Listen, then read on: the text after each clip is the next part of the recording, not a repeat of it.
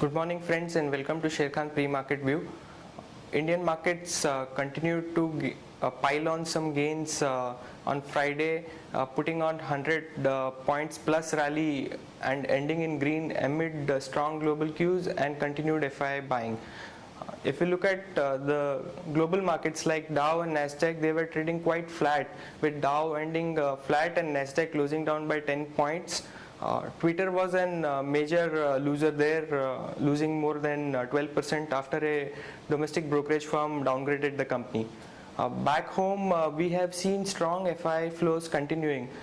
We had FI which had poured in more than 295 crores on Friday, taking their total tally of FI flows in this month to about $2.5 billion, whereas DII continued their selling spree, selling more than 160 crores.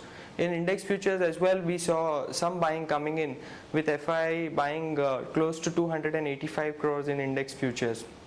Currently, if you look at the Asian markets, they are all trading in the green, led by Japan after yen slipped to a 5-year low against the US dollar. Singapore Nifty is also indicating a very positive opening and is up by about 12 points currently.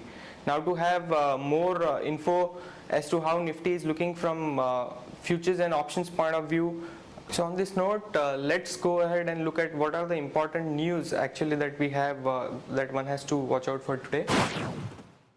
Now let's look at some of the important news which has hits the market in the weekend. Now government is considering FDI in railways. Now this could be a UPS New Year gift to India.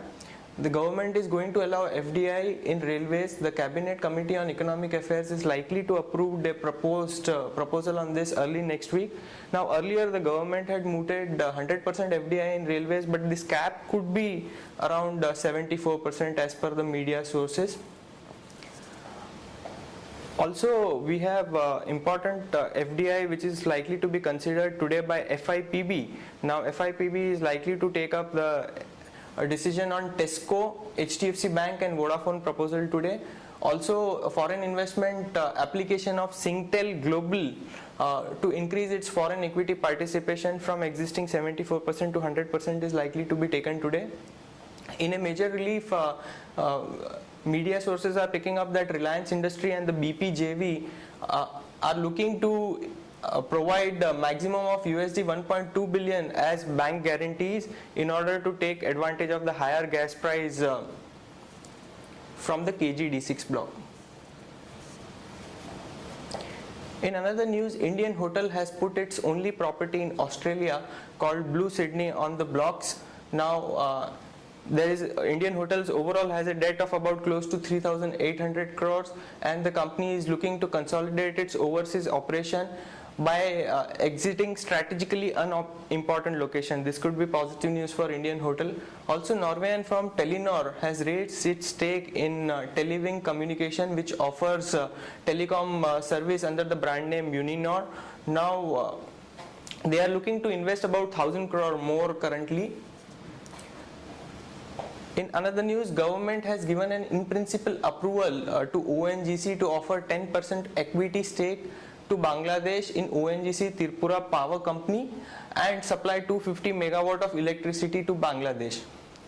Now CCI has approved United Spirits proposed sale of an distillery in Tamil Nadu to Enrica Enterprise.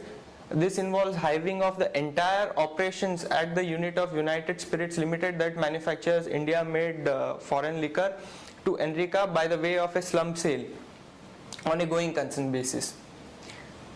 Now IDEA has received its shareholder nod to raise FI investment cap to 49%. Now FI investment in the company was capped currently at 24%.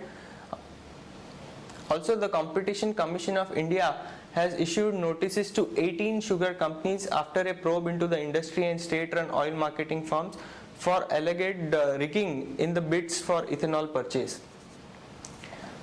Moving on, the first long idea of the day that one can look at is actually Sesa Sterlite Limited. Now Supreme Court has permitted Vedanta Group company Sesa Goa to resume mining operation in Karnataka's Chitradurg mine. However, the mining cap has been put at 40%.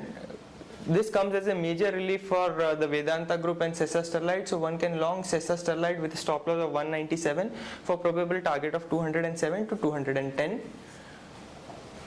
Now, as per media reports, again JP may sell hydropower assets. There are various companies into fray. Abu Dhabi-based National Energy Company IDFC and a Canadian pension fund are the likely front runners for the stake sale of the asset purchase. So we can have some sort of action in JP Power, and one can take a long position in JP Power with stop loss of about 1825 with a probable target of 19 rupees 75 paise.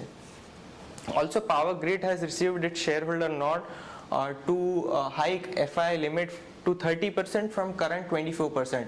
Also, shareholders have approved a proposal to increase the company's borrowing limit to 1,30,000 crore from the current cap of 1 lakh crore. This is positive news for Power Grid, and one can long Power Grid with stop loss of 98 for target of about 105. That's it, friends. We have in the morning meet. Thank you.